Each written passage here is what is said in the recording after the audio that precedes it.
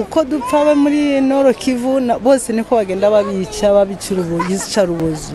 Rero twasaba mbega baduburenganzira bwacu kuko natwe turi abakongomani, ntabwo turi abanyarwanda, turi abakongomani. Nubwo twaje duhunze, ntabwo twaje twishimye, twaje ducika ku buryo aha turi ntacyo hatumariye. Uretse ko badufashije kutwakira, nta kindi kibazo twabashimira kuko baba baratwakiriye, ariko ntabwo twareka gushima leta y'u Rwanda kuko yatwakiriye. Aha turi tuguwe nabi. Rero ubushobozi mbega mudufashije twebwe, mwadufasha tukazasubira iwacu, nicyo dukeneye. Tuguwe nabi hano. None se uko turya ntabwo turya nk'uko twari turi iwacu. Ntawe urabona uko tubayeho muri ubu buzima. Ese uko ahageze wabonye hari ubuzima bwiza tubafite nk'ubw'umuntu uri iwabo.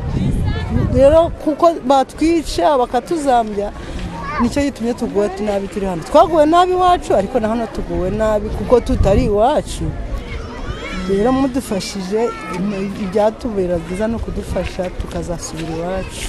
Ariko ikibazo cyane nahuye nacyo nuko narashwe muri iyi ntambara, narasiwe ku Mushaki. Badufasha ubwicanyi bugahagarara, ariko ntiduhere mu mahanga, tugataha iwacu, ubwicanyi bugahagarara. Nicyo twasaba, nta kindi kibazo. Turasaba ko byatworohereza tugataha iwacu, tugasubira iwacu. Aha turi mu buhunzi, dukeneye gutaha iwacu rero. Ni sasu nge bandashe, ariko abandi barapfuye.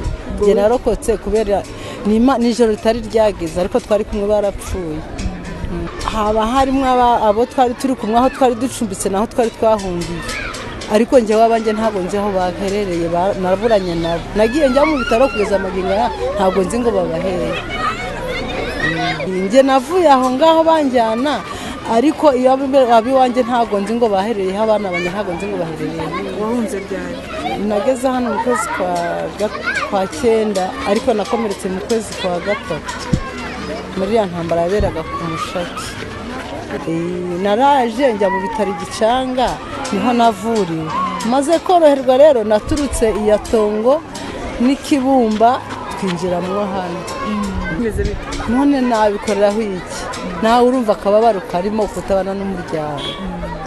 None se nabibwirwa n'iki ko tuzahura? Ntabwo nabyizera kuko harimo intambara muri Kongo, n'ubundi ikomeje intambara. N'undi aho twari turi intambara irakomeje. Rero sinzi niba bagihari. Nge nta na gito nazanye, n'uburiri nasize bushashe muri make. N'ibiryo natetse mu byungu byasigayemo, n'inka mpunganye bazitwarira mu nzira. Ndakubona namaze amezi 5 nambaye umwenda. Ndabasuhuje. Impunzi z'abanyekongo zimaze igihe zicumbikiwe mu nkambi ya Kiziba iherereye mu karere ka Karongi zazindukiye mu myigaragambyo yo mu mahoro yamagana jenoside iri gukorerwa bagenzi babo basigaye mu gihugu bo mu bwoko bw'Abatutsi, Abanyamurenge n'Abahema. Icyo narokoye cyakora n'abana bato b'abakobwa mfituye he waje mvuka mu karere ka Masisi, ahantu hitwa ku Kabaya ya Bihambwe mu nteko. Nahunze mu kwa 2 tariki 7 kwa 2 k'umwaka ushize tariki 7. Ntago natinze kugera hano, nari ndi mu shyamba, niho navuye mu nzu. Ubwo ndahunga caza Kirorerwa, nahunze tariki 7. Tariki 11 umuntu aragenda wagiye guca imigozi mu murima wanjye, bahita bamurasa. Bamurashe bamugezeho, abo banyatura bagiye kumuterura ngo baravuga ngo twagizeho ni nyina wa Kampere turashe. Bamurasa mu maguru, baje kumuhekesha bansanga Ikirorerwa ndamwibonera utyo. Ubwo tariki 9 umuntu wawe barashe? Umuntu wanjye ni umwisenyaneza, ni umwana wa mukuru wanjye. Ubwo tariki 9 z'ukwezi kwa 3 bafata umwisenyaneza wanjye w'umuhungu, yarabyaye 3, afite abakobwa 2 n'umuhungu. Baramufata yarahungiye ku Mushaki, baramufata baramukubita, bamukubita mu rusisiro hagati, baramukubita arindi yava mu mwuka arapfa pe. Ubwo twamushyinguye ku Mushaki, yagiye kuzamurwa iyo ku kabaya na Seninga, ajyana imodoka ajya kumuzamura, tumushyingura ku Mushaki, bamukubise bamugiriye nabi, nta n'ubugabo agifite, babukuye. Ubwo abana be bari Mahama n'umugore. Ubwo muri make inka twarahunze tugeze ahantu hitwa Ikirorerwa, inka zacu bazisubizayo inka 9, baraziba bazisubiza iyo tuvuye, tubaho turahababarira, mara amezi 3 nambaye umwenda umwe, ari ugufura nkafura ku mugezi nkanika aho ngaho kumahanyira. Twari turi Ikirorerwa niyo twahungiye mu Gicwa, aho twa mu Gicwa kwa Rujugira. Ubwo twarahabaye kwa 2, kwa 3, kwa 4 ni abana ino bohereje amafaranga, nyafatira hitwa ku Nturo, turaza tugera Ikiro mu Bwiza. Tugeze mu Bwiza dusanga hari umukobwa wapfuye ahitwa Murimbi bishe w'Igicanga, tuhamara ukwezi. Nyuma niho abasirikare baduherekeje batugeze Murimbi, ducaye ya Rucuro, umubabaro mwinshi. N'ubu mfite inkoni njyane nagenderagaho, n'ubu ndayifite y'umugano. Tubona turaje tugeze hano, ngereye hano rero nuko ari ibintu by'umutima wanga kwakira, ariko nyanumva nta gusubira muri Kongo kwanjye, nzasubiraho mfi, kuko ntago ari abasirikare batumye niruka, n'abaturage. N'umuntu wandashe n'uwandagiriraga ngo yarahageze aravuga ngo nangize ngo nyina Kampire, ngo muterure mu mupfuke tumujyane, mwe nangize nyina Kampire warupfuye, nzasubirayo sinzapfa.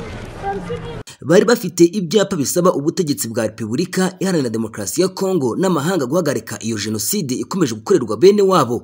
Bimwe muri ibyo byapa byari byanditseho amagambo agira ati: twamaganye leta ya Repubulika Iharanira Demokarasi ya Kongo, twamaganye Uburundi, twamaganye Sadeke, twamaganye FDLR. Umuyobozi w'inkambi ya Kiziba Nsengiyumva Albert Methode yavuze ko bari kwamagana ubwicanyi buri gukorerwa abatutsi muri Kongo. Ati iyo jenoside iri gukorwa na leta ya Kongo Kinshasa, bari kwica abatutsi bo muri Kivu ya ruguru, bo muri Ituri. Uyu munsi rero twamaganye cyane leta ya Kinshasa ikomeje kwica bene wacu, natwe ubwacu turababaye.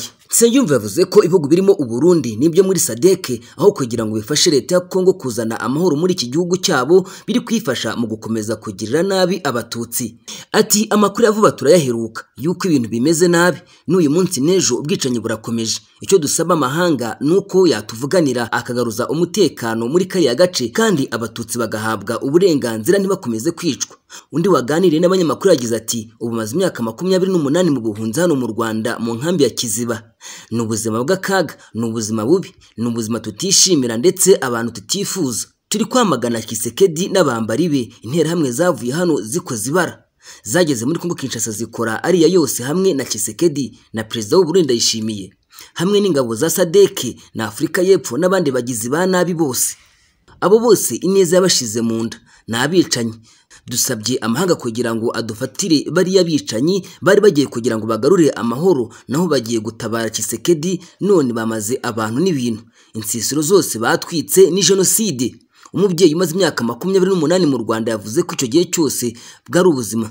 Umubyeyi umaze imyaka 28 mu Rwanda yavuze ko icyo gihe cyose bwari ubuzima bugoranye kandi ko ari urugendo rurerure. Ati ubu turi kwamagana jenoside iri gukorerwa umututsi hariya muri Kongo Kinshasa iwacu. Dushaka ko badukorera ubuvugizi tukaba twava muri ubu buzima. Turabibona abantu bari kwicwa amahanga arebera. Aha hari impunzi nshya twakiriye zavuye muri Kongo, aho zitubwira ubuzima banyuzemo n'ibyo bakorerwa. Bamwe bafite ihahamuka. Turasaba amahanga ko yahagarika ubwicanyi bwo gukorerwa umututsi muri Kongo. Izo mpunzi zirimo izimaze imyaka 28 mu Rwanda bahunze ubwicanyi bwabakorerwaga, ndetse harimo n'abavukiye mu Rwanda bagaragaza agahinda batewe no kuba batazi uko igihugu cyabo cy'amavuko gisa. Kugeza muri Mutarama 2024 habarwaga impunzi 135,343 aho zituruka muri Repubulika ya Demokarasi ya Kongo. Ni mu gihe kandi umuvugizi wa guverinoma y'u Rwanda Yolande Macron yagaragaje ko abayobozi ba Repubulika Iharanira Demokarasi ya Kongo bakwiriye gutera ikirenge mu cya Perezida Paul Kagame bakishakamo ibisubizo byugarije igihugu cyabo, aho guhora bihunza inshingano bazigereka ku bandi. ni ingingo yagarutseho kuri iki cyumweru tariki ya 3 Werurwe 2024 mu butumwa yashyize ku rubuga rwa X rwahoze ari Twitter. Yasubizaga igitangazamakuru cya African Stream cyanditse kigaragaza ko nubwo perezida akunzwe mu bihugu byinshi bya Afurika, hari henshi batamwibonamo cyane cyane muri Repubulika ya Demokarasi ya Kongo. Mu nkuru ikinyamakuru humvikanamo bamwe mu banyekongo bavuga ko u Rwanda na Perezida Kagame bafasha umutwe wa M23, bagashimangira ko ariyo mpamvu benshi mu banyekongo batamwibonamo.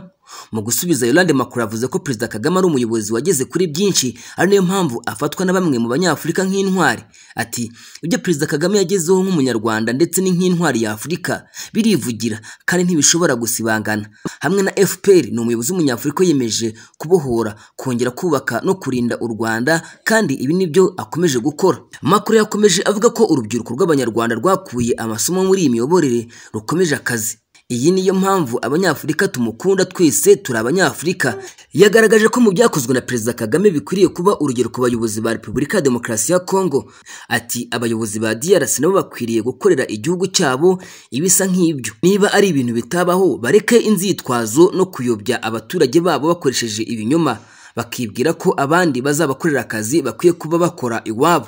Yolande Makuru agarutse kuri iyi ngingo mu gihe umubano w'u Rwanda na Repubulika Iharanira Demokarasi ya Kongo udahagaze neza. Iki gihugu gishinja u Rwanda gushyigikira umutwe wa M23 urwanya leta kubera akarengane abaturage ba Kongo bavuga ikinyarwanda bakorerwa. Tshisekedi aherutse kubwira abantu bose ko bafite aho bahurira n'ikibazo cy'umutekano muke muri Kivu y'Amajyaruguru, Kongo izanyurwa nuko u Rwanda rufatiwe ibihano. U Rwanda rugaragaza ko Kongo aho guhangana n'ibibazo byayo igerageza uko ishoboye ikabitwerera abandi, kugeza aho yiyemeje kunywana no gukorana n'imitwe nka FDL yasize ikoze jenoside yakorewe Abatutsi 1994. U Rwanda rusaba leta ya Kongo Kinshasa guhagarika bidasubirwaho imikoranire yayo na FDLR, uyu mutwe ukamburwa intwaro ugacyurwa mu Rwanda. Rusobanura ko ari bwo buryo bwonyine bwatuma umutekano warwo wizerwa, bukanatanga icyizere cy'uko ubumwe bwaharaniwe n'abanyarwanda buzakomeza kubumbatirwa.